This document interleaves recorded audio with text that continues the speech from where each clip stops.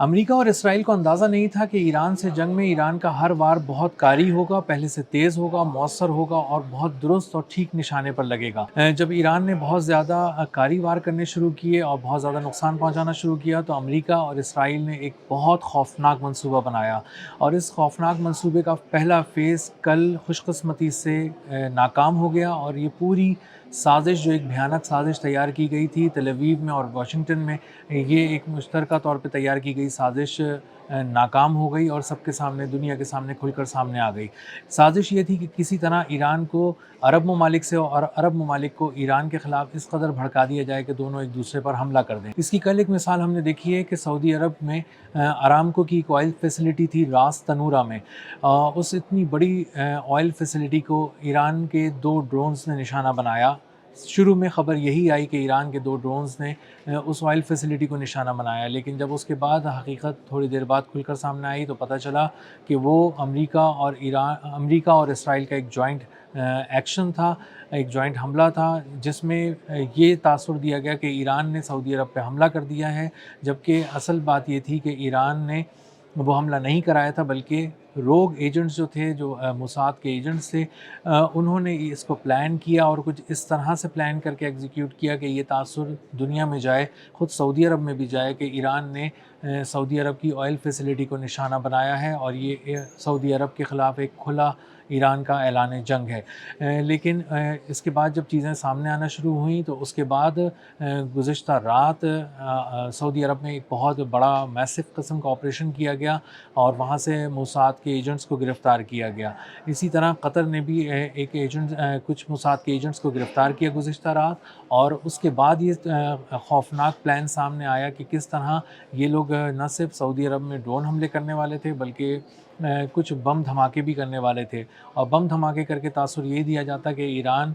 کسی نہ کسی طرح مینج کر کے سعودی عرب اور قطر میں حملے کر رہا ہے، اور وہ براہ راست بھی حملے کرے گا اور کسی اور ذریعے سے بھی حملے کرائے گا تاکہ مسلسل سعودی عرب اور قطر کو انگیج رکھا جائے۔ لیکن یہ دونوں خوفناک پلان جو ہیں وہ بری طرح ناکام ہوئے اور سازش کھل کر سامنے آ گئی۔ راس تنورہ کی جو آئل فیسلٹی ہے اس کے بارے میں آپ کو بتاؤں کہ یہ معاشی شہرہ آئل نرو کہلائی جاتی ہے سعودی عرب کی، اور وہاں تقریباً 5.5 لاکھ بیرل تیل روزانہ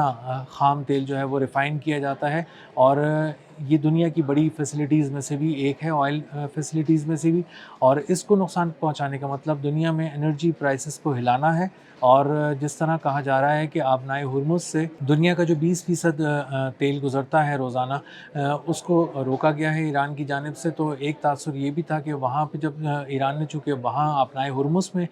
کمرشل ویسلز کو روکا ہے، اسی طرح سعودی عرب پہ بھی اٹیک کیا ہے تاکہ وہ بھی اپنی اس کی آئل پروڈکشن، آئل سپلائز پہ کٹ لگایا جا سکے، اور اس کے 2 فائدے تھے، ایک تو یہ دنیا کو ایران کے خلاف کرنا، عرب ممالک کو ایران کے خلاف کرنا، اور سعودی عرب کی جو اکانومی ہے اس کو ایک بہت زوردار دھچکا لگانا، کیونکہ سعودی عرب کی اکانومی بہت ہی میجر طور پہ بیس کرتی ہے آئل ایکسپورٹس کے اوپر، اور سعودی عرب کی سب سے بڑی آئل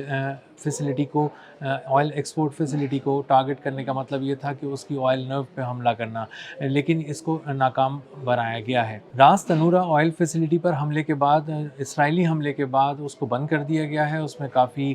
شدید قسم کا نقصان پہنچا ہے، اور جب تک اس کو ٹھیک نہیں کر لیا جائے گا، اس آئل فیسلٹی کو شروع نہیں کیا جائے گا اور وہاں سے ریزیوم نہیں کی جائیں گی جو بھی آئل کی ایکسپورٹس ہو رہی تھیں۔ جب راس تنورہ پہ حملہ ہوا ہے اس کے بعد آبنائے ہرمز میں جو آئل کی سپلائیز کو کٹ لگایا گیا ہے، روکا گیا ہے، اس کے بعد سے انٹرنیشنل آئل مارکیٹ جو ہے وہ بہت ہی بلش ٹرینڈ شو کر رہی ہے، اور انویسٹرز بہت زیادہ پریشان ہیں، جو آئل سپلائیز کے حوالے سے بھی ایک بہت زیادہ فکر کی بات اب دنیا محسوس کر رہی ہے۔ جو امریکی خام تیل ہے وہ اس وقت تقریباً $76 کے قریب پہنچ چکا ہے، اور $76 تک چھو چکا تھا اس کو ایک بیرل کو، اور جو برینٹ ہے اس کی قیمت $83 فی بیرل تک پہنچ چکی تھی۔ تو یہ مسلسل جو ہم دیکھ رہے ہیں کہ آئل پرائسز میں ایک مسلسل ایک مارکیٹ جو ہے وہ بہت زیادہ والیٹائل رہی ہے پچھلے کچھ عرصے میں، اور اب مسلسل بلش ٹرینڈ شو کر رہی ہے، اور یہ سارے ٹرینڈ شو کر رہے ہیں کہ دنیا میں جو آئل خریدنے والے ممالک ہیں وہ آئل کی کم سپلائیز کا خدشہ ان کو پیدا ہو گیا ہے اور اندازہ ہو رہا ہے کہ آنے والے دنوں میں آئل سپلائیز مزید کٹ ہو سکتی ہیں۔ امریکہ اور اسرائیل کی یہ سازش کہ ایران اور عرب ممالک کی لڑائی کرائی جائے، اب تک وہ اس میں کامیاب نہیں ہو سکے ہیں، اور یہ چونکہ اب سعودی عرب کو بھی سمجھ میں آ گیا ہے، قطر کو بھی سمجھ میں آ گیا ہے، اور ایران نے بھی اس کو محسوس کر لیا ہے، اس لیے اب یہ ممالک جو ہیں وہ آگے بھی بہت احتیاط کریں گے اور کسی بھی ری ایکشن میں جانے سے پہلے 100 بار سوچیں گے، اور یہ ضرور اس پہلو کو بھی مد نظر رکھیں گے کہ کہیں یہ جو اٹیک ان سارے ممالک میں کسی کا نام لے کر بھی کیا گیا ہے، کہیں اس کے پیچھے اسرائیل اور امریکہ تو نہیں ہے۔ اور اس کے بعد جو موساد کے ایجنٹس ہیں جو ان ممالک کے اندر رہ کر مسلسل دہشت گردی کے مختلف پلاننگز کر رہے تھے، ان کے خلاف بھی کریک ڈاؤن تیز کر دیا گیا ہے، اور ایسے اس طرح کا ڈیٹا کھنگالا جا رہا ہے کہ کس طرح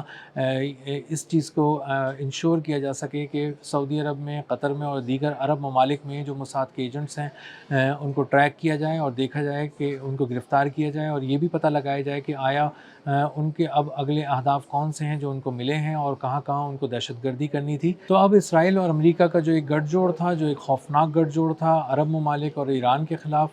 وہ کھل کر سامنے آ گیا ہے۔ سازش ناکام ہو گئی ہے عرب ممالک میں دہشت گردی کی ایران کے نام پر، اور آئندہ آنے والے دنوں میں بھی یہ ممالک خاص طور پہ نظر رکھیں گے کہ وہ اپنے اوپر ہونے والے کسی بھی حملے کا فوری طور پہ جواب دینے سے پہلے اس بات کو ضرور